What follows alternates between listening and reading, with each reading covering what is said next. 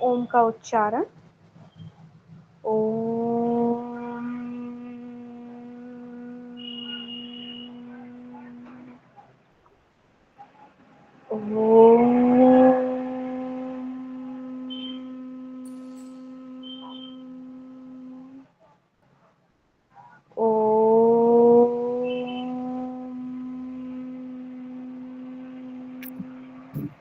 ॐ भूर्भुवः स्वः तत्सवितुर्वरेण्यं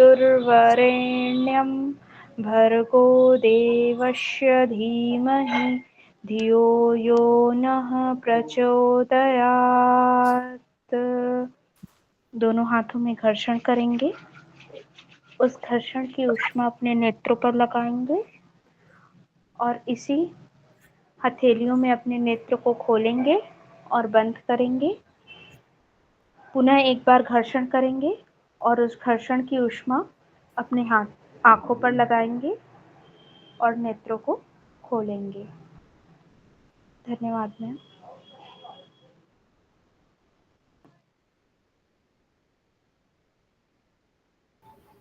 थैंक यू। चलिए,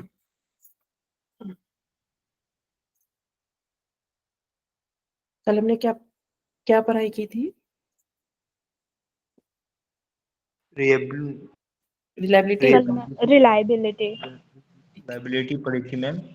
इसके 4 स्टेप्स पढ़े थे मैम। ठीक है, 4 टाइप्स पढ़े थे हमने। चलिए, method of data collection.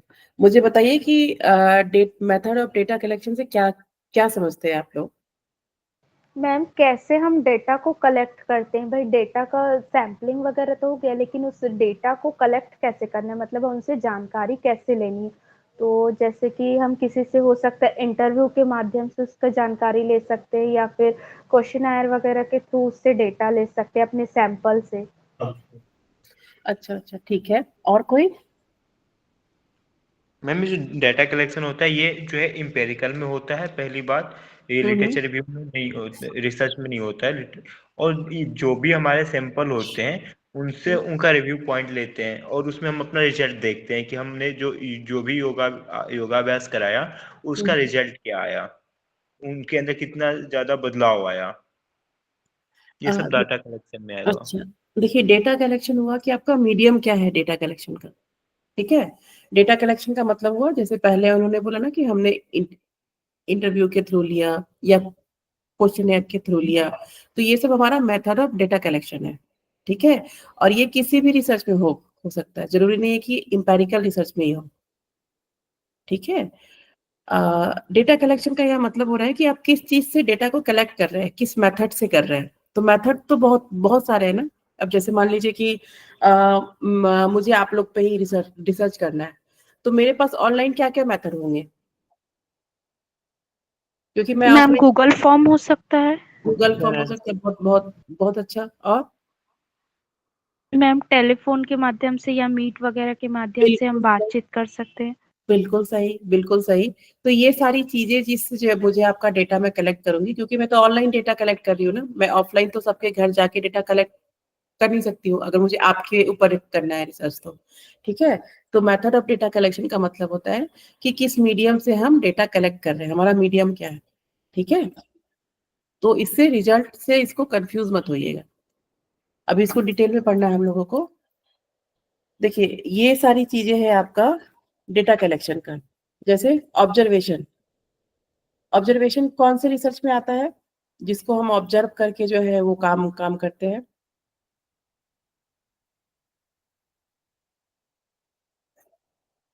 Qualitative. हाँ, क्वालिटेटिव रिसर्च में ही आता है, लेकिन उस रिसर्च को बोलते क्या है हम?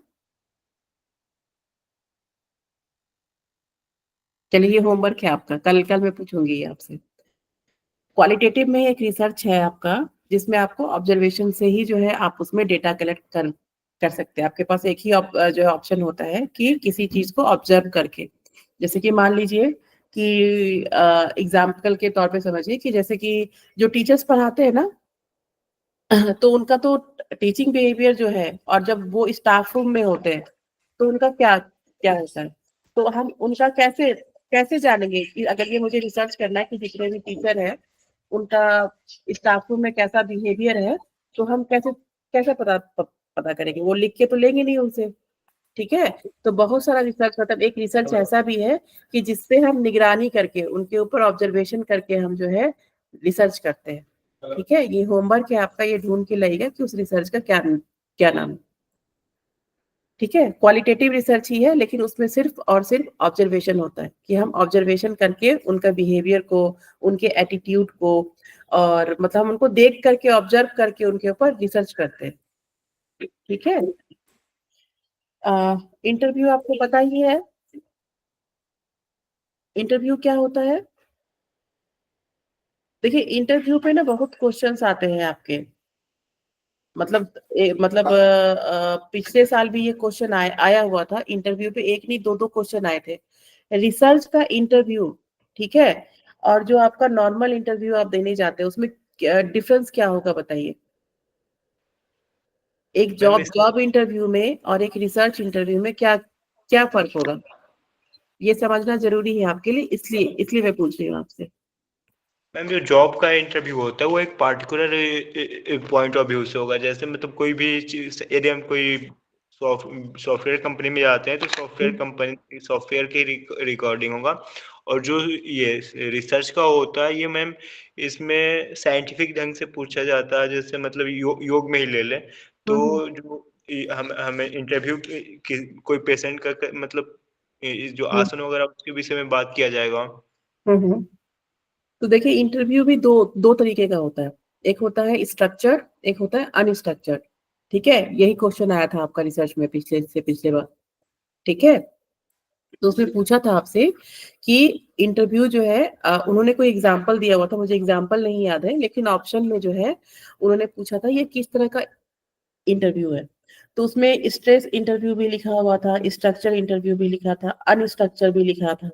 तो देखिए जो भी स्ट्रेस इंटरव्यू है या कोई भी है, तो वो आपका जो है रिसर्च से, रिसर्च में क्या हम ऐसा रिसर्च, हम कोई ऐसा इंटरव्यू लेंगे कि जिसमें मतलब स्ट्रेस दे, या मतलब स्ट्रेस दे के उनसे उनसे डेटा ले। तो इस तरह का जो इंटरव्यू होता है उसको नॉर्मल इंटरव्यू होता है, वो कभी भी रिसर्च इंटरव्यू में आएगा नहीं। रिसर्च के इंटरव्यू दो टाइप्स के ही होते हैं, चाहे तो वो स्ट्रक्चर्ड होंगे चाहे तो वो अनस्ट्रक्चर्ड होंगे, ठीक है। स्ट्रक्चर इंटरव्यू होता है कि मैंने 5 क्वेश्चन तैयार कर लिया कि आपका नाम क्या है, आप कहाँ पे रहते हैं, आपको मेडिटेशन करने के बाद कैसा फील हुआ, ठीक है। इसके पहले जब आप मेडिटेशन नहीं करते थे तो आपको कैसा फील होता था। तो हमने ऐसे करके इंटरव्यू के 5 क्वेश्चन तैयार कर लिए कि ये 5 क्वेश्चन जो है मुझे सबसे पूछना है, सौरभ सौरभ जी से भी पूछना है, निष्ठा जी से भी पूछना है, मतलब जितने भी लोग मेरे पास यहाँ बैठे हुए, मैं सबसे पूछूंगी ये 5 क्वेश्चन, और सबका मैं जवाब लूंगी कि ये क्या जवाब दे रहे हैं आप लोग। लेकिन जो है बहुत सारा इंटरव्यू ऐसा भी होता है रिसर्च में कि जिसमें हम क्वेश्चन प्रिपेयर नहीं करते हैं, जैसा आप आंसर देते हैं उसके हिसाब से हम आपसे क्वेश्चन पुट अप करते हैं, ठीक है। मतलब कोई स्ट्रक्चर नहीं होता है।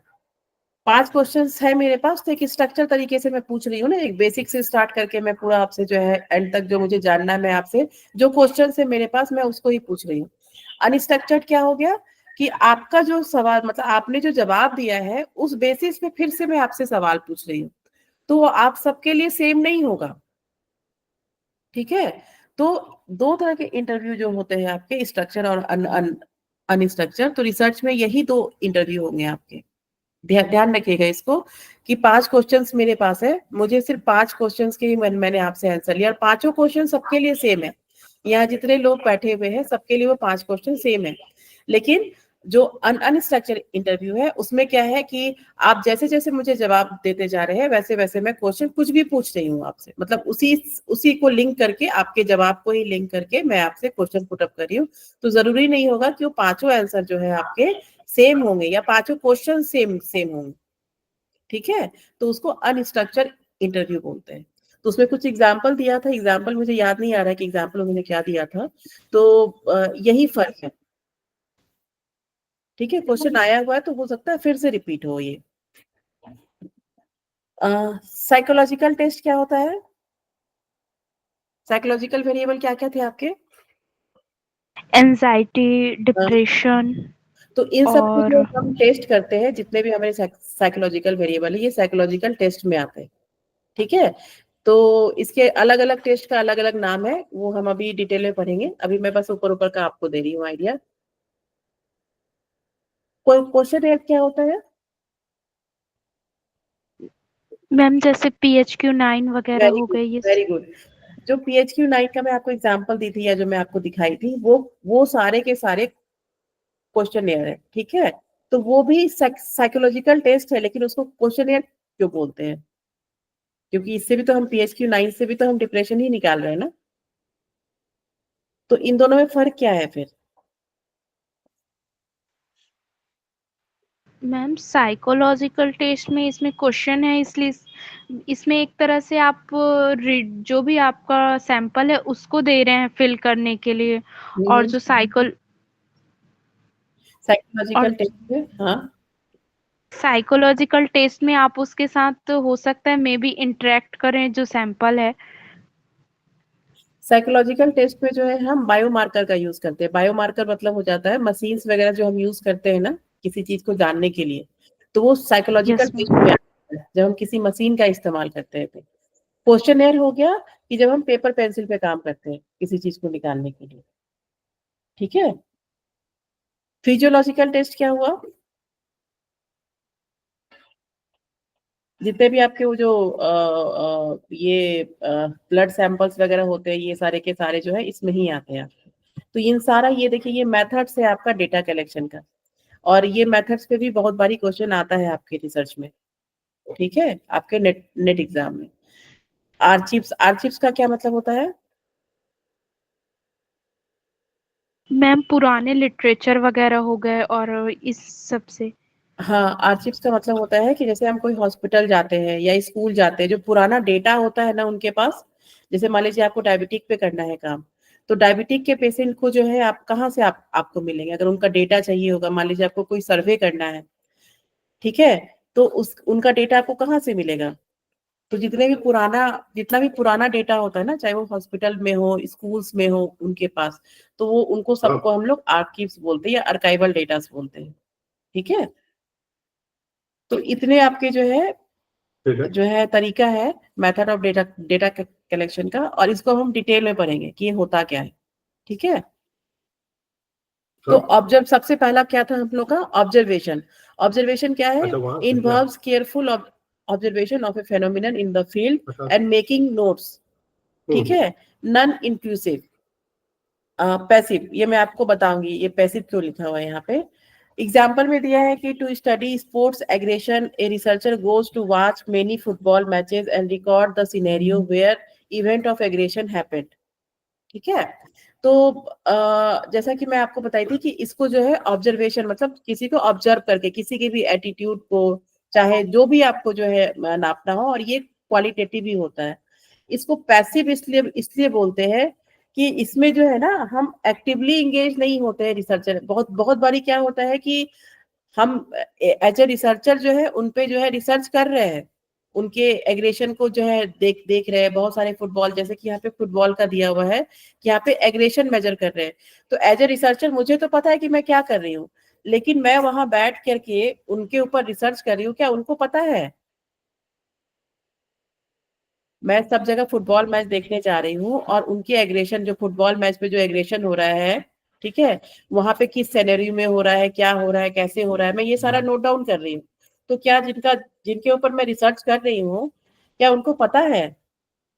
No ma'am. तो नहीं मैम। ऐसे रिसर्च को, जहाँ पे रिसर्चर को पता है कि वो रिसर्च कर रहा है, लेकिन जो है किसके ऊपर कर रहा है, और ये तो इस तरह के रिसर्च को, मतलब इस तरह के जो है हम लोग जो है पैसिव रिसर्च बोलते हैं। तो ये जो है ना आपका ऑब्जर्वेशन भी एक तरह से पैसिव है, क्योंकि मुझे एज ए रिसर्चर मुझे पता है कि मुझे जो है स्पोर्ट्स एग्रेशन पे मैं काम कर रही हूँ, लेकिन उनको नहीं पता है कि स्पोर्ट्स एग्रेशन में जो है हमारे पास, मतलब कि मैं उनके ऊपर कर रही हूँ, इसीलिए इसको पैसिव बोलते हैं या नॉन इंक्लूसिव बोलते हैं। ठीक है, मैम आपने स्टार्टिंग में क्वेश्चन पूछा था ना कि कौन सा तो केस स्टडी हो सकता है क्या ऑब्जर्वेशन में? बिल्कुल हो सकता है आपका केस केस केस स्टडी। ठीक है। केस स्टडी मतलब जब हम किसी यूनिक फीचर पे काम करते हैं ना, ठीक है, मतलब किसी का कोई यूनिक, जैसे कि मान लीजिए किसी ह्यूमन बीइंग पे ही कर रहे हैं, तो किसी का जो यूनिक फीचर पे काम काम करते हैं, मतलब आपको लगता है कि इसमें कुछ ऐसी क्वालिटी है, तो उसको हम ऑब्जर्व करके ही करते हैं, उसमें भी ऑब्जर्वेशन होता है, ठीक है। मैम और ये हमेशा यस मैम। रिसर्च पे। हाँ बताइए। मैम जैसे जो आप बोल रहे हो कि मतलब हम गए किसी भी फुटबॉल मैच में या कोई भी क्रिकेट हाँ हाँ। स्पोर्ट्स जहाँ पे हम्म, में क्रिकेट हो रहा है, हम्म, और हर सिचुएशन में जो है एग्रेसिवनेस बढ़ता जा रहा है, हाँ तो हाँ। ये मैम ये ट्रू होगा जब तक हम उस व्यक्ति से बात नहीं कर रहे हैं, हम बस उसके एग्रेसिवनेस को देख कर सिचुएशन के हिसाब से और हाँ हम रिसर्च कर रहे हैं, तो क्या हाँ हमारा ट्रू स्टडी होगा? हाँ हाँ, ये होगा ना, इसको इसीलिए तो पैसिव बोलते हैं। एक्चुअली इस रिसर्च में क्या होता है कि बहुत सारा रिसर्च ऐसा है आपके पास, देखिएगा पेपर, जिसमें कि हम इनको कोई डिस्टर्ब तो नहीं कर रहे हैं, हम इनका कोई क्वेश्चन या कुछ इंटरव्यू, ये सब तो कुछ भी नहीं कर रहे हैं हम। बहुत सारा क्वालिटेटिव स्टडी ऐसा है ना जो आपका ऑब्जर्वेशन पे ही होता है। इससे हम कोई कंसेंट फॉर्म नहीं ले रहे हैं कि हम तुम्हारे ऊपर कर रहे हैं, ना हम इनका नाम दे रहे हैं, ठीक है। ना मैं ये लिख रही हूँ कि मैं दिल्ली में रहती हूँ, तो मैं दिल्ली में जाकर के जितने भी फुटबॉल मैच है वहां पे देख के ऐसा की हूँ। तो ये सब जो है ना बिल्कुल प्राइवेट इंफॉर्मेशन रहता है, ये सबको हम लीक नहीं कर सकते। तो जो ऑब्जर्वेशन, जब भी आपका ऑब्जर्वेशन होगा ना डेटा कलेक्शन में, तो आपको ये चुपचाप ही करना होता है, मतलब ये जो है आप रिसर्च कर रहे हैं, इनफैक्ट सिर्फ आपको पता होता है, ठीक है। और आप सब जगह जा करके उसको रिकॉर्ड करते हैं। जैसे स्पोर्ट्स एग्रेशन, यहाँ फुटबॉल का एग्जांपल दिया हुआ है, तो आप मान लीजिए 10 फुटबॉल मैच आपने देखा है, तो उसमें से किसी को नहीं पता है कि आप उसके ऊपर रिसर्च कर रहे हैं, बस आप चुपचाप बैठे हुए हैं, और जब भी एग्रेशन हो रहा है उस जगह पे, तो आप उसको नोट डाउन कर रहे हैं, ठीक है, कि कब हो रहा है, कैसे हो रहा है, और कितने कितने देर में हो रहा है, मतलब जो भी आपका स्टडी का मतलब टाइटल हो, जिस जो भी मतलब आपको स्टडी करना हो, तो ऑब्जर्वेशन स्टडी में बहुत बारी जो है मतलब रिसर्चर को पता है वो रिसर्च कर रहा है, लेकिन जो है हमारे सैंपल्स को नहीं पता होता है कि हम उनके ऊपर रिसर्च कर रहे हैं, ठीक है। मैम यदि सैंपल को पता होगा तो उसका बिहेवियर चेंज हो जाएगा, तो फिर बिल्कुल स्टडी। बिल्कुल बिल्कुल, तो फिर हमारा रिसर्च का कोई मतलब नहीं रहेगा। अगर जैसे मान लीजिए मैं आपको पढ़ा रही हूँ, मैं बहुत चीज नोटिस करती हूँ कि मतलब कौन पंक्चुअल है, कौन आ रहा है, कौन जो है लीव, मतलब बहुत सारा ऐसा चीजें जो मुझे ऑनलाइन भी दिखता है, कौन सीरियस है, कौन नॉन नॉन सीरियस है, कौन होमवर्क बना के आ रहा है। तो एज ए रिसर्चर मैं क्या कर रही हूँ कि मैं आपको ऑब्जर्व कर रही हूँ। अब जैसे मैं आपको बोल दूंगी कि मुझे आपके ऊपर रिसर्च करना है कि आपकी पढ़ाई कैसे चल रही है, आपका ये, तो आप क्या हो गए, आप अलर्ट हो जाएंगे, तो मेरे पास रियल रिसर्च तो आएगा नहीं। तो इसीलिए इस तरह का मेथड होता है कि इसमें हम किसी को जो है नुकसान तो नहीं पहुंचा रहे हैं, है ना। हम तो इसमें किसी को नुकसान नहीं पहुंचा रहे ये करके, ना किसी को। अगर हम इनको बता देंगे कि हम आपके ऊपर रिसर्च कर रहे हैं और स्पोर्ट्स एग्रेशन टॉपिक है मेरा, तो फिर ये लोग एग्रेसिव ही नहीं होंगे, होंगे एग्रेसिव, या नेचुरल फॉर्म में रहेंगे ये। अगर मैं इनको जाके बोलूंगी कि मेरा ये रिसर्च टॉपिक है और जो है मैं आपके ऊपर रिसर्च कर रही हूँ, तो मुझे कुछ उसमें समझ में ही नहीं, मतलब फिर वो नेचुरल सेटिंग में होगा ही नहीं फिर। तो ऑब्जर्वेशन में हमेशा हम ऑब्जर्व करके करते हैं रिसर्च, ठीक है। जी मैम। तो तो मैम एक, ये हाँ बताइए। मैम जैसे मान लीजिए हम कहीं घूमने गए या कोई हाँ रात को मैं पार्टी में गया, वहां पे हाँ खाना खाता आया, हाँ और हाँ सामने से कोई आया हाँ रिसर्चर या कोई भी, वो हाँ आगे मैं मुझसे पूछा कि आपको खाना कैसा लगा, मैंने बोला ठीक है, तो मैम हाँ वो भी तो मैम कर रहे थे कि वो ऑब्जर्वेशन स्टडी में आएगा, ऑब्जर्वेशन रिसर्च में जब उसे हाँ हाँ, मतलब उसने कहने का मतलब है कि ऑब्जर्वेशन रिसर्च में, क्योंकि हमें नेचुरल पर्सनालिटी पे, नेचुरल चीज पे हमें टेस्ट करना होता है, तो उसमें हमें पता नहीं चलता है, ठीक है। तो उसमें जो है जो सैंपल को उसको पता नहीं होता है कि उसके ऊपर रिसर्च हो रहा है। अच्छा अच्छा। तो बहुत बारी आपके ऊपर भी हुआ होगा, जैसे आप लोग मॉल वगैरह जाते हैं या कभी शॉपिंग करने जाते हैं, तो उसमें आपका डेटा कैसे आता है कि आपको क्या पसंद है, क्या नापसंद है, आपको क्या, तो उसमें कोई पूछता नहीं है आपसे, है ना। लेकिन बहुत सारे उसमें जो है मतलब बहुत सारी टीम होती है उनकी, जो आपको वॉच कर रहे होते हैं, आज का ट्रेंड कैसा है, अब आजकल लोग क्या खाना ज्यादा पसंद करते हैं, ठीक है। तो ये सब कहाँ से डेटा आता है, ये ऐसा थोड़ी हम देते हैं, ये सारा ऑब्जर्वेशन वाला डेटा है। मोस्टली जो आपका ट्रेंडिंग डेटा है ना, जो हर हर दिन चेंज होता रहता है कि जैसे आपका पहनावा हो गया, जैसा आपका जो है क्या फैशन आ रहा है मार्केट में, क्या आने वाला है, तो ये सब ऑब्जर्वेशन बेसिस पे ही तो ये सारा रिसर्च होता है। ठीक है, ये अब आने वाले 10 साल में फिर कैसा होगा मार्केट, आदमी को अब ब्रेकफास्ट में लोग क्या पसंद कर रहे हैं, ऐसा चीज जो जल्दी बन जाए, जो मतलब जिसमें टाइम कम कम लगे, जिसको पकाने, मतलब इस तरह का ऑब्जर्वेशन होता है, तब जाके चीजें बनती है। तो वो ये सारा चीज जो है ऑब्जर्वेशन रिसर्च से ही होता है। तो बहुत बारी आपके ऊपर रिसर्च हो रहा होता है, लेकिन आपको पता नहीं होता है कि रिसर्च हो रहा होता है, तो क्योंकि आपका उसको नेचुरल फेनोमिना चाहिए। ठीक है, तो इस तरह भी रिसर्च होता है, इसीलिए इसको पैसिव बोलते हैं, एक्टिव नहीं है। इसमें सैंपल को कुछ पता नहीं है, हम बताते ही नहीं है। मैम जैसे मुझे किसी कल्चर पे, ट्राइबल कल्चर पे उनके ट्रेडिशन क्या है उस पे ऑब्जर्वेशन करना है, तो मैं जाकर तो बताना पड़ेगा ना कि मैं आपके कल्चर पे ऑब्जर्वेशन करना चाहती हूँ, तो फिर मैम ये सैंपल तो फिर छिपा नहीं रह जाएगा मैम। नहीं नहीं नहीं, देखिए जैसे कि मान लीजिए कि मैं पीएचडी करने गई थी साउथ, मैं रहती हूँ दिल्ली में। ठीक है, तो अब बहुत फर्क है, वहाँ के लैंग्वेज में फर्क है, वहाँ के पानी में फर्क है, वहाँ के बिहेवियर में फर्क है, वहाँ के कल्चर में बहुत फर्क है, खाने पीने में फर्क है, पहनावा में फर्क है ना। तो बहुत सारी चीजें क्या है कि हमें जो है पूछना नहीं होता, देख के समझ में आ जाता है। और बहुत सारी चीजें ऐसा है मुझे, जैसे कि इसको इथनोग्राफी रिसर्च बोलते हैं, अभी मैं पढ़ाऊंगी, क्वालिटेटिव रिसर्च आपका बचा हुआ है, वो नहीं पढ़ाई हूँ मैं आपको। तो इसको इथनोग्राफी रिसर्च बोलते हैं, कि जब हम किसी के कल्चर के ऊपर करते हैं, किसी के कल्चर के ऊपर में जब हम काम करते हैं, तो उसमें भी क्या होता है कि बहुत बारी रिसर्चर जो है अपने सैंपल्स को बताते नहीं है। अब जैसे मान लीजिए कि यहाँ पे क्या है कि दाल चावल, हम लोग मतलब नॉर्थ का क्या कल्चर है कि दोपहर में लोग दाल दाल चावल खाते हैं। वहां पे क्या है कि इडली, डोसा, ये सब खूब खूब मिलता है आपको, है ना। पूरी वगैरह सब बहुत कम मिलेगा। उसके बाद जो मतलब यहाँ का फूड है, वहाँ के फूड में बहुत बहुत डिफरेंस होता है। यहाँ का पहनावा और वहाँ के पहनावा में भी बहुत डिफरेंस है, कल्चर में बहुत डिफरेंस है। तो ये सारी चीज तो हम लोग को देख के समझ में आ जाती है, क्योंकि ये सब बहुत सारे लोगों को जब हम वहाँ पे रह के देखते हैं। और ये सारी रिसर्च कभी भी जो आप क्वालिटेटिव रिसर्च करते हैं ना, तो ये एक दिन का रिसर्च नहीं होता है, या एक महीने का, कभी कभी हो जाता है महीने में भी आपका। लेकिन इसमें टाइम लगता है, हमें हर दिन का जो है ना नोट डाउन करना होता है, कि आज जो है इतने लोग, ये मैंने ये देखा, मैंने ये मतलब इस तरह से करते ये क्वालिटेटिव एनालिसिस होता है पूरा। तो उसमें टाइम लगता है, क्वालिटेटिव रिसर्च जो है बहुत इजी नहीं होता है, वो क्वांटिटेटिव से टफ होता है। ठीक है, तो तो जब हम मैं क्वालिटेटिव रिसर्च आपको पढ़ाऊंगी ना, तो उसमें ये सारे रिसर्च आएंगे, आप मतलब ये सारे आपको जो है ये डेटा डेटा कलेक्शन जो पढ़ा रही हूँ, वो सारे के सारे आएंगे, मैं पढ़ाऊंगी उसमें आपको। ठीक है, तो ये ऑब्जर्वेशन भी एक तरीका है रिसर्च का, ये भी डेटा कलेक्शन का एक मेथड है। ठीक है ना,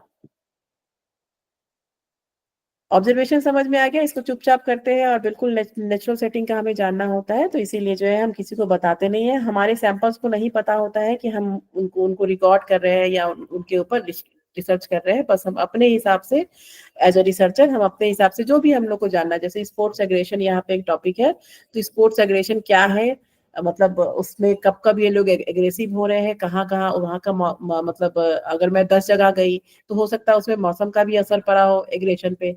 हो सकता है कि एग्रेशन तो बहुत बहुत सारी चीजों से हो सकती है फील्ड में। ठीक है, या हो सकता है डिसीजन सही नहीं आया हो, उस पे एग्रेशन हो गया हो। तो फिर उसमें हम कॉमन एग्रेशन ढूंढते हैं, मतलब हमने 10 जगह से अपना डेटा कलेक्शन कर लिया, और 10 10 जगह से डेटा कलेक्शन करके जो जो पॉइंट कॉमन होता जाता है ना 10 में, उसको हम नोट डाउन करते जाते हैं। ठीक है, लेकिन 10 का रिकॉर्ड होना चाहिए हमारे पास, ये चीज है। तो ऑब्जर्वेशन से भी आपका जो है, ये भी एक मेथड है डेटा कलेक्शन करने का। और ये गलत मेथड नहीं है, जब भी हमको नेचुरल सेटिंग में काम करना होता है, तो ऑब्जर्वेशन के थ्रू ही होता है। ठीक है, इंटरव्यू मैं आपको बताई, देखिए इंटरव्यू है कि interact with participant and ask series of question to understand the experience of the person, opinion, belief, perception etcetera. अब इंटरव्यू लेते क्यों है? पर्सन का एक्सपीरियंस जानने के लिए, उनका ओपिनियन जानने के लिए, उनका बिलीफ जानने के लिए, उनका परसेप्शन जानने के लिए, है ना। तो परसेप्शन मतलब क्या होता है? परसेप्शन का मतलब होता है एक तो होता है बिलीफ, जो अंधविश्वास, जैसे कि दही खा के जाना चाहिए एग्जाम देने के लिए, ये बिलीफ है आपका, एक कल्चरल बिलीफ होता है। परसेप्शंस क्या होता है? परसेप्शंस मतलब होता है परसेप्शंस मतलब होता है कि जो सबसे पहले, जैसे मान लीजिए आप एम्बुलेंस आपने देखा, तो आपके मन में सबसे पहले क्या आएगा? आपके गली में कोई एम्बुलेंस दिखा तो सबसे पहले क्या आएगा? कि गली में कोई बीमार है। तो जो सबसे पहला थॉट आता है ना, उसको हम परसेप्शन बोलते हैं। किसी भी चीज को देख करके, किसी भी चीज को जब हम महसूस करते हैं, और जो सबसे पहला हमारे दिमाग में जो थिंकिंग आता है, वो हमारा परसेप्शन होता है। ठीक है, ये भी देखिए एक तरीका है आपका इन डेप्थ इंटरव्यू। ये टाइप्स ऑफ इंटरव्यू है, फोकस ग्रुप इंटरव्यू। तो इसमें क्या है कि इंटरव्यू का मतलब समझ में आ गया आपको, कि जब भी हम पार्टिसिपेंट से क्वेश्चन पूछते हैं, और चाहे उनका ओपिनियन, उनका राय राय राय जानने का, या विश्वास, या जो परसेप्शन में बताई, इन सब चीज को जानने के लिए जब हम किसी भी जो है आदमी से ही किया, जब इंटरव्यू लेते हैं अपने रिसर्च में, तो ये भी एक हमारा मेथड है डेटा कलेक्शन करने का। ठीक है, इन डेप्थ इंटरव्यू, अब एग्जांपल क्या क्या है? इन डेप्थ इंटरव्यू है, फोकस ग्रुप इंटरव्यू है। इन डेप्थ इंटरव्यू होता है कि obtain detail information about a person experience. ठीक है, अब जैसे कि मान लीजिए कि आप आपको अपने लिए सूज लेना है। ठीक है, आप सूज लेने के लिए बाटा जाते हैं, या खादिम जाते हैं, जो भी शोरूम आप गए। अब जो है आपका जो है वहां पे जा करके कैसा एक्सपीरियंस रहा, आप वहां ही क्यों क्यों गए, या आप बाटा का ही क्यों चीजें, मतलब बिल्कुल डिटेल इंटरव्यू जो होता है ना, उसको हम इन डेप्थ इंटरव्यू बोलते हैं। बिल्कुल डिटेल में, मतलब बिल्कुल बेसिक से स्टार्ट करके जो है फिर हम अपने पॉइंट पे आते हैं, तो वो हमारा इन डेप्थ इंटरव्यू, बिल्कुल डिटेल इंटरव्यू। जब इंटरव्यू बिल्कुल डिटेल में होता है, तो उसको जो है इन डेप्थ इंटरव्यू बोलते हैं।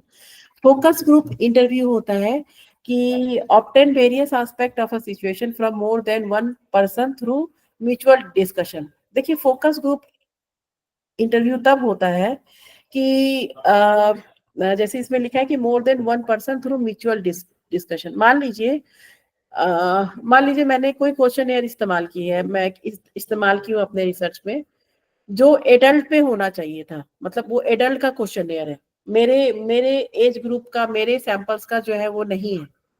ठीक है, तो मैं, और मुझे वो क्वेश्चन यूज करना है अपने रिसर्च में, तो मैं क्या करूंगी? फोकस ग्रुप इंटरव्यू करूंगी, कि मतलब उस फील्ड में जितने भी एक्सपर्टीज है, उस एक्सपर्टीज को जो है वो 10 लोगों की हो, 5 लोगों की हो, कि मैं उनको बैठाऊंगी और उनसे बोलूंगी कि ये जो है एडल्ट का क्वेश्चनेयर है, ये सेम क्वेश्चनेयर अगर मुझे अपने रिसर्च में यूज करना है, तो क्या मैं कर सकती हूँ?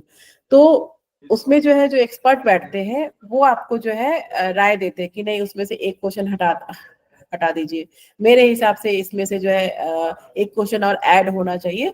तो इस तरह का जो इंटरव्यू होता है, उसको हम फोकस ग्रुप इंटरव्यू बोलते हैं रिसर्च में। ठीक है, लिखा है ना कि obtain varied aspect of a situation from more than one person through mutual discussion. तो ऐसा ऐसा जैसे कि मैं आपको एग्जांपल दी हूँ कि एडल्ट का क्वेश्चनियर है, मैंने अपने रिसर्च में मुझे यूज करना है, मेरा सैंपल तो बच्चे थे, तो और मुझे जो है क्वेश्चनियर किसका मिल गया है? एडल्ट का मिल गया है।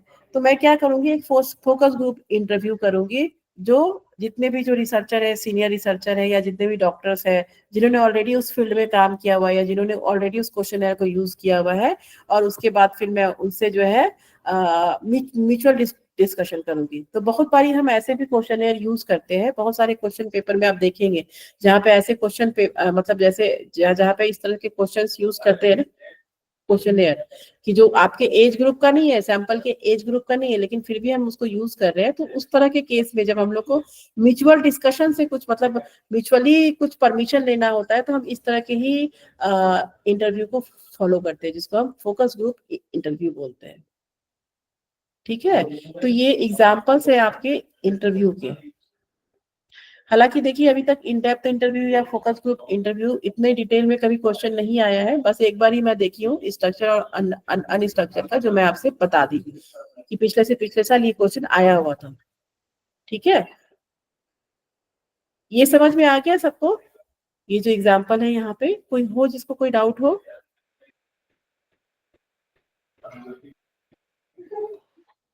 आ गया मैम सब जो कुछ? फर्स्ट इंटरव्यू है, हाँ। इसमें मतलब जो हमारे सैंपल है वो एक चाइल्ड है, ठीक। और मुझे जो क्वेश्चनियर मिल गया वो मतलब जो है यंगर मतलब हाँ 40 हाँ एज वालों का मिल गया। हाँ हाँ हाँ उसके लिए जो है मतलब कोई भी मतलब जो नॉलेजफुल पर्सन है, हाँ। उनसे जाकर पहले हम मिलेंगे और उनसे पूछेंगे क्या ये क्वेश्चन जो है हम इनसे पूछ सकते हैं।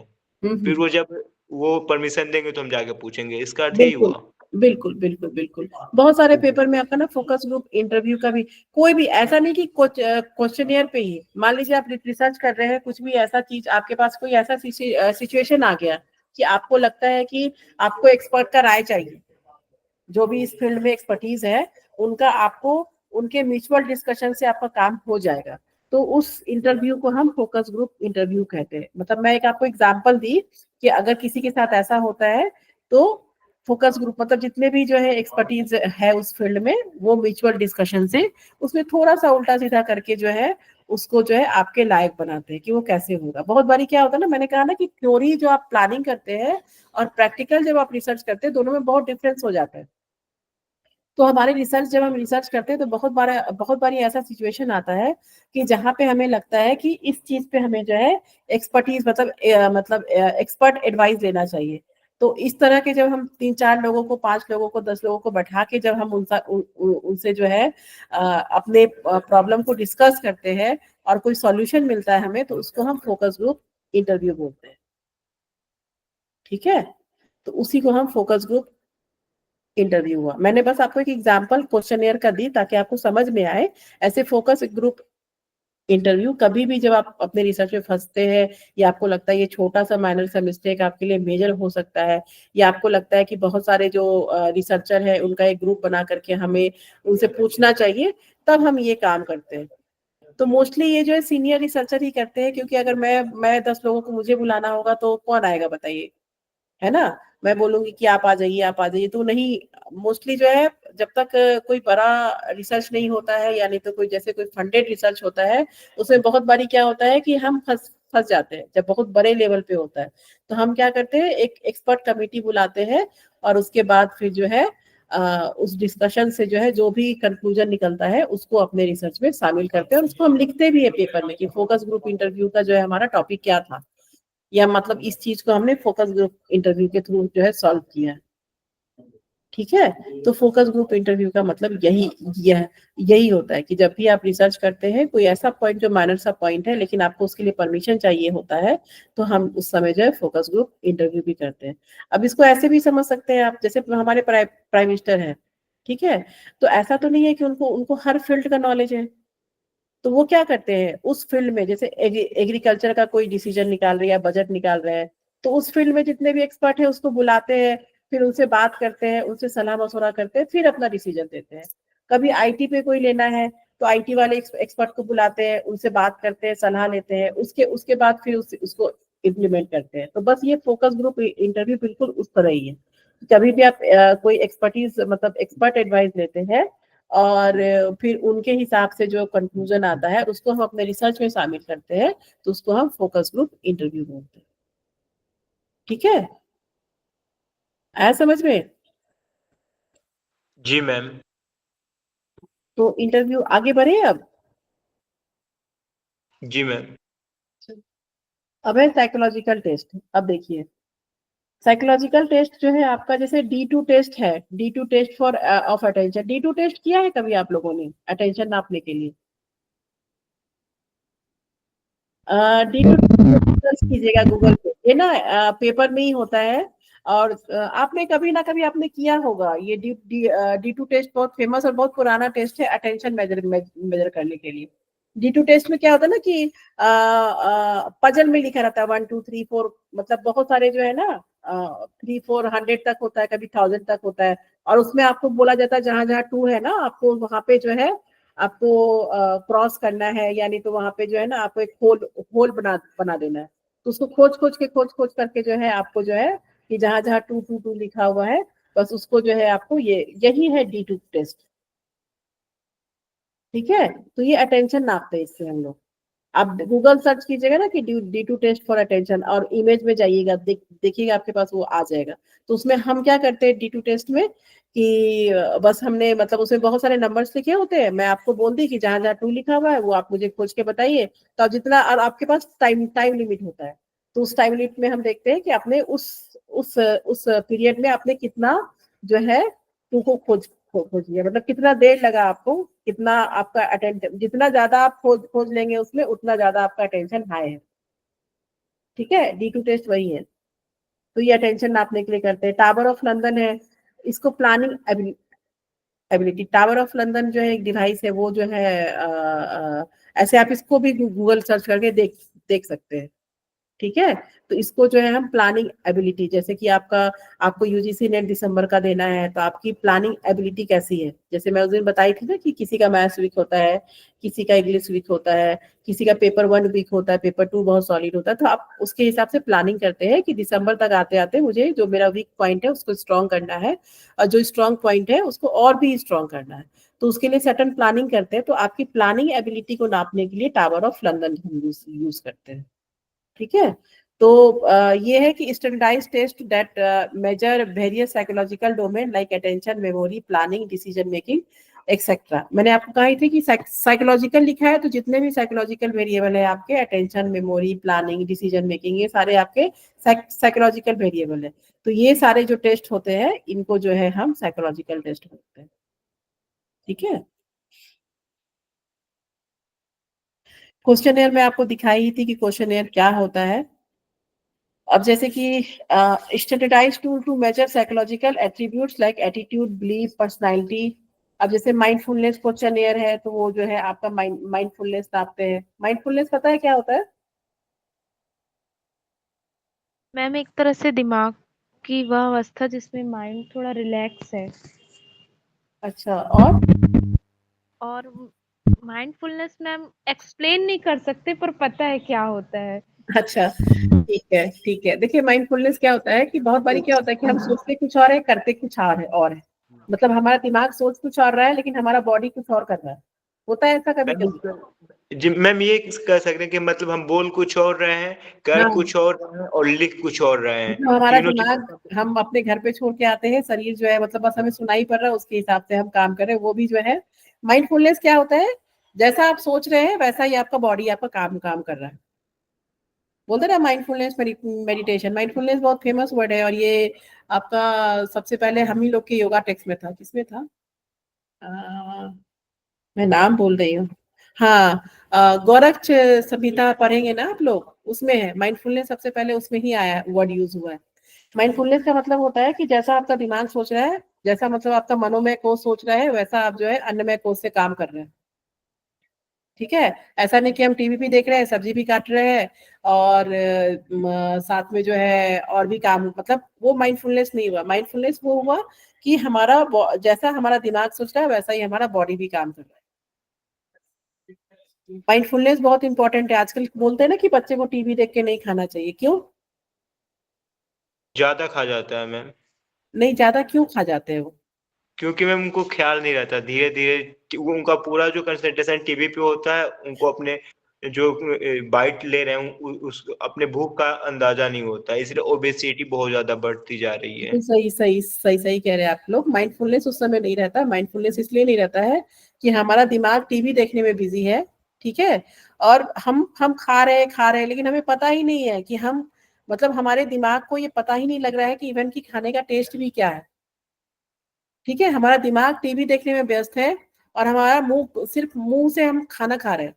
कभी भी हमें ऐसे खाना नहीं खाना चाहिए। इसको हम लोग बिंज ईटिंग बोलते हैं। बहुत ज्यादा खा लेते हैं, यानी तो बहुत कम खाते हैं, यानी तो फिर रखा रहता है, हमें ध्यान ही नहीं रहता है टीवी देखने में कि खाना भी रखा हुआ है। तो माइंडफुलनेस का मतलब होता है कि जो भी काम कर रहे हैं आप एकाग्र होकर करें। जैसे खाना खा रहे हैं तो उसका पूरा टेस्ट लेके, आपके दिमाग को पता है कि आपके पेट में क्या जा रहा है। ये बहुत जरूरी है। आपके मनोमय कोष को हर चीज पता होना चाहिए कि अन्नमय कोष में क्या हो रहा है, तभी वो आपके शरीर में लगता है खाना, नहीं तो नहीं लगता है। क्योंकि आपके आपके दिमाग को वो फील ही नहीं हो रहा। आप दिमाग तो अपना कहीं और व्यस्त करके रखे हुए हैं, और खाना आप खा रहे हैं तो आपका पेट तो भर रहा है, लेकिन वो दिमाग तक वो मैसेज नहीं पहुंच रहा है। तो इस तरह की चीजें जो है, माइंडफुलनेस का मतलब होता है कि जो भी आप चीज कर रहे हैं, आपका दिमाग उससे बिल्कुल अवेयर है। जैसे मैं आपको पढ़ा रही हूँ तो मेरा दिमाग बिल्कुल कंसंट्रेट आपके पढ़ाने के ऊपर है कि मैं आपको पढ़ा क्या रही हूँ, या आप बिल्कुल कंसंट्रेट होके पढ़ रहे हैं कि आपको क्या पढ़ना है, मैं क्या क्या पढ़ा रही हूँ और आप कितने सीरियस होके पढ़ रहे हैं। ठीक है, बहुत लोग होते हैं ना जैसे पढ़ाई कहते हैं कि बैठ के करना चाहिए या चारों तरफ शांति होनी चाहिए, इस तरह का माहौल होना चाहिए, है ना, कि कंसंट्रेशन हमारा खराब नहीं हो। तो माइंडफुलनेस होना बहुत जरूरी है। तो माइंडफुलनेस में क्वेश्चनियर भी आता है, तो जिसको हम बोलते हैं कि test to measure mindfulness. Big 5 personality inventory, ये साइकोलॉजी का बहुत इंपॉर्टेंट क्वेश्चनियर है, जिसमें आपको पता है हम 5 डोमेन पे काम करते हैं। उस 5 डोमेन को हम शॉर्ट फॉर्म में ओशियन बोलते हैं। ठीक है, इसका ओ का मतलब होता है ओपननेस, आप कितने ओपन हैं। कंसाइसियसनेस मतलब आप कितने कॉन्शियस हैं। एक्स्ट्रावर्जन, एग्रीबलनेस और न्यूरोटिसिज्म। न्यूरोटिसिज्म मतलब होता है जैसे कि जो जैसे कोई आतंकवादी वगैरह होता है ना, तो उनका थॉट प्रोसेस क्या होता है, हम अपने थॉट के हिसाब से तो करते हैं काम, जो हम सोचते हैं एग्जैक्टली जैसा हमारा सोच होता है वैसा हम काम भी करते हैं। ठीक है, जैसे हम कहते हैं हमारा सात्विक सोच है, तो हमारा काम भी सात्विक होगा। हमारा तामसिक तामसिक सोच रहेगा तो हमारा हमारा काम भी फिर तामसिक जैसा होगा। तो ये ओशियन टेस्ट जो है आपका पर्सनालिटी टेस्ट है और बहुत ही फेमस टेस्ट है। इसको बिग 5 पर्सनालिटी इन्वेंटरी, अगर किसी की पर्सनालिटी नापनी है तो ये जो है आपका टेस्ट, ये ऑनलाइन भी मिल जाएगा आपको। आप सर्च करेंगे ना गूगल पे बिग 5 पर्सनालिटी इन्वेंटरी, ये आपको गूगल पे भी मिल जाएगा। ठीक है, ये फ्री है, मतलब ऐसा कुछ नहीं है।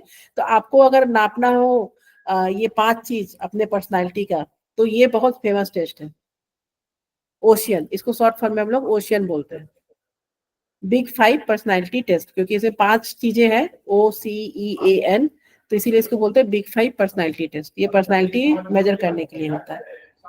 ठीक है, तो ये सारे क्वेश्चनियर है, जैसे मैं आपको उस दिन एग्जाम्पल दे ही दी थी PHQ-9 की तरह। तो ये PHQ-9 की तरह ही क्वेश्चनियर, आपके पास क्वेश्चनियर होता है, उसमें लिकेट स्केल होता है, नंबरिंग होता है, उसमें लिखा होता है कि higher score so higher depression, lower score so lower lower depression, इस तरह की चीजें लिखी होती है और आपको उस हिसाब से काम करना होता है। ठीक है, सॉरी। अब देखिए, physiological test measure physiological function like heart rate, blood pressure, brain function etcetera. HRB बहुत क्या बोलूं, ये बहुत ही महंगा होता है। ये मतलब 8-10 लाख रुपए का होता है, ये जो मशीन होता है हार्ट रेट वेरिएबिलिटी, इसको नापते हैं ऑटोनॉमिक फंक्शन। ऑटोनॉमिक फंक्शन क्या होता है बताइए। मैम ऑटोनॉमिक नर्वस सिस्टम के 2 टाइप्स होते हैं। एक तरह से आपकी ना ये डायरेक्ट ब्रेन से तो रिलेट नहीं करता है, पर ब्रेन से ही रिलेटेड होता है, सीएनएस के थ्रू आपको। इसमें 2 होते हैं मैम, सिंपैथेटिक एंड पैरासिम्पैथेटिक। और यही मेनली आपके इनवॉलेंट्री जो एक्टिविटीज रहती है ना, उनको मेंटेन करता है मैम। ठीक है, वेरी वेरी गुड।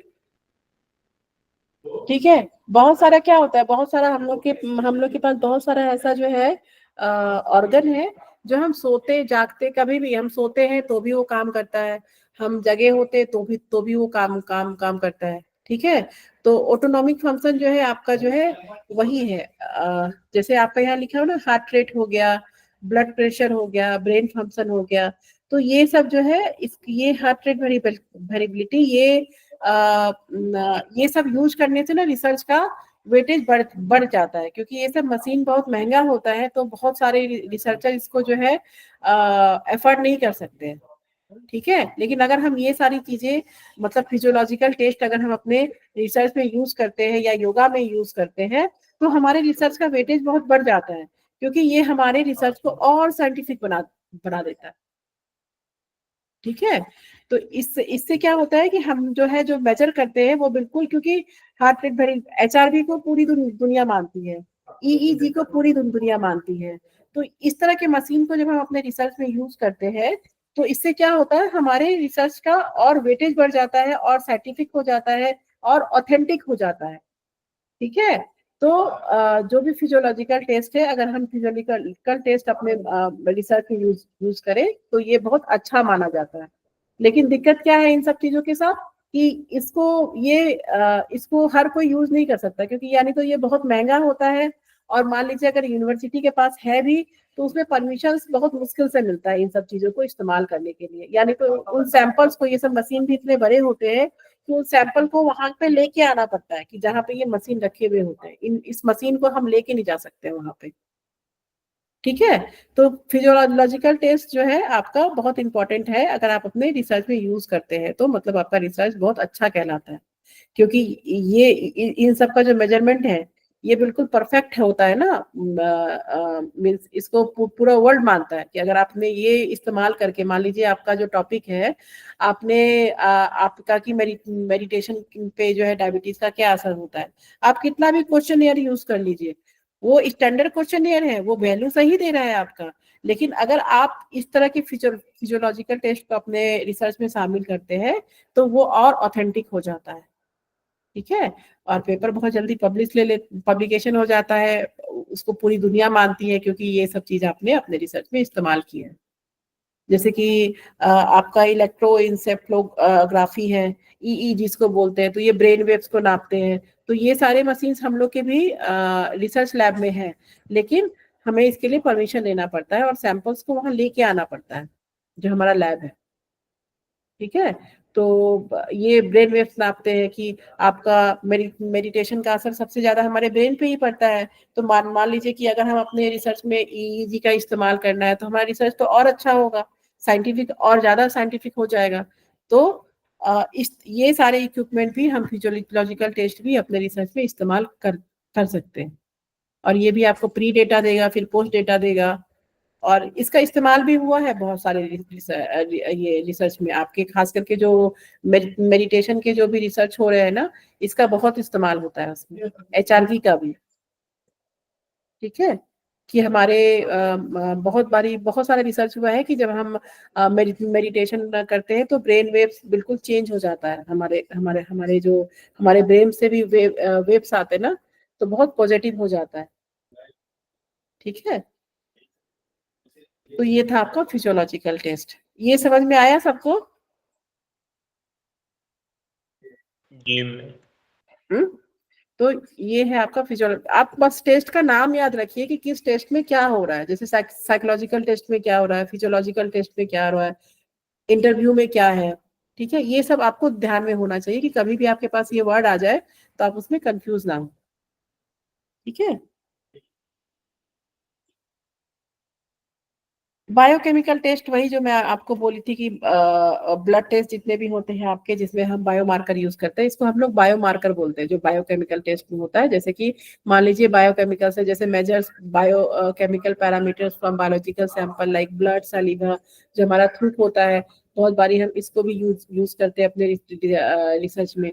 ठीक है, तो blood biochemistry test, neurotransmitter assessment, gene expression assessment, ये सारा जो है आपको इतना डिटेल में नहीं पढ़ना है, बस ये जान लीजिए कि बायोकेमिकल टेस्ट जितने भी है उसमें हम बायोमार्कर यूज करते हैं। जो आपका ब्लड टेस्ट या सलीवा टेस्ट होता है, ये सारे आपको बायोकेमिकल में आते हैं। आर्काइवल डाटा, डेटा जो है आपका जो है data available from already recorded sources, जैसे कि हॉस्पिटल, जो मैं आपको बताई, ओल्ड पाम लीफ मैन्यूस्क्रिप्ट, जो पुराने डेटा होते हैं।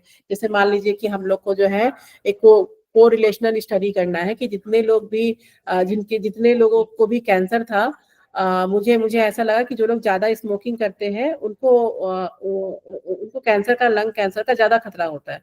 तो अगर मुझे इस तरह का रिसर्च करना हो कि सिगरेट और लंग कैंसर के बीच में कुछ ना कुछ रिलेशन है, ठीक है, तो हम क्या करेंगे, हम हॉस्पिटल जाएंगे।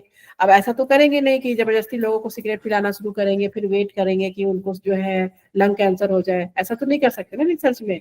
तो इस तरह के रिसर्च में हम क्या करेंगे, हॉस्पिटल जाएंगे, जितने भी लंग कैंसर के पेशेंट हैं उनका हम डेटा निकालेंगे।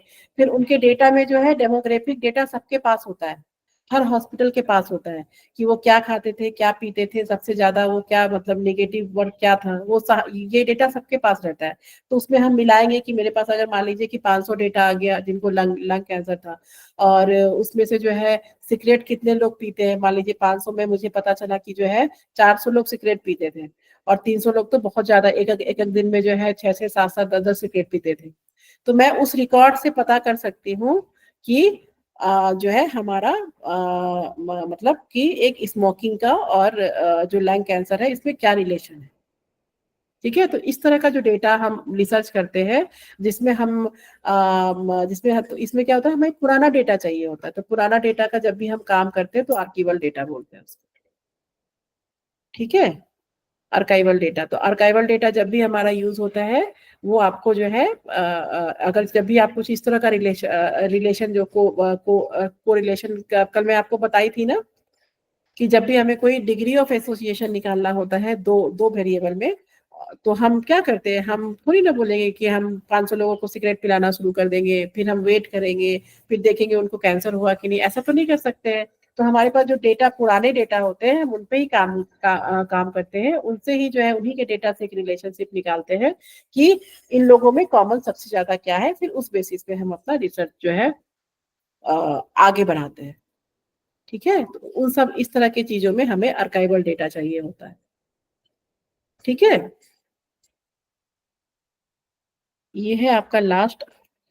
कल मैं आपको जो है क्वालिटेटिव रिसर्च पढ़ा दूंगी, ये भी मुझे कंप्लीट करना है आपका, क्वालिटेटिव रिसर्च क्या क्या होता है, कितने तरह का होता है। तो ये आपका डेटा था, इतना आपको समझ में आ गया सबको कि ये क्या है। मैम साइकोलॉजिकल टेस्ट और क्वेश्चनियर जो है मैम, थोड़ा सा इसमें डिफरेंस बस बताइए मैम, डिफरेंस क्या है? क्योंकि साइकोलॉजिकल टेस्ट की प्लानिंग डिजाइनिंग कर रहे हैं और हाँ, फिर जब ये क्वेश्चन में आ रहा है तो हमारा देखिए जो सबसे अच्छा विश्वास है। समझने का एक बेसिक, सबसे अच्छा समझने का चीज है कि क्वेश्चनेयर हमेशा आपका लिकेट स्केल में होगा। लिकेट स्केल का कहने का मतलब है strongly agree, strongly disagree, agree, इस तरह का क्वेश्चन होगा जिसमें आपको चूज करना होगा।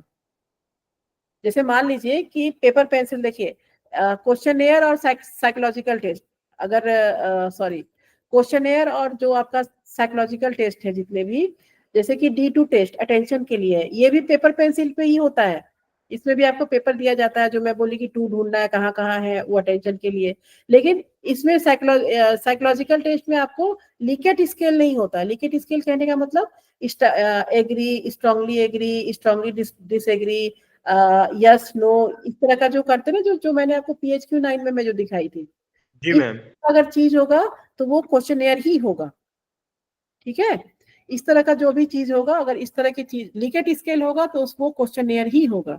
लेकिन आपका अगर साइकोलॉजिकल टेस्ट होगा तो साइकोलॉजिकल टेस्ट में जो है आपको इस तरह का नहीं होगा, पेपर पेंसिल भी होगा। तो जैसे कि इसमें लिकेट स्केल नहीं मिलेगा आपको, इसमें आपको ढूंढ, जैसे कि D2 टेस्ट में आपको बताई ना कि इसमें मैं आपको बोलती हूँ टू ढूंढने के लिए, तो आप टू ढूंढ रहे हैं कि उतने सारे हजार डिजिट में टू कहाँ कहाँ लिखा हुआ है। ठीक है, तो इसमें जो है आपका लिकेट स्केल नहीं होगा। जब लिकेट स्केल होगा तभी जो है, क्योंकि दोनों साइकोलॉजिकल वेरिएबल्स दोनों में है। ठीक है, अब मान लीजिए कि अटेंशन का ही है या मेमोरी का ही है, हो सकता है कि इसमें क्वेश्चनियर भी हो इसका।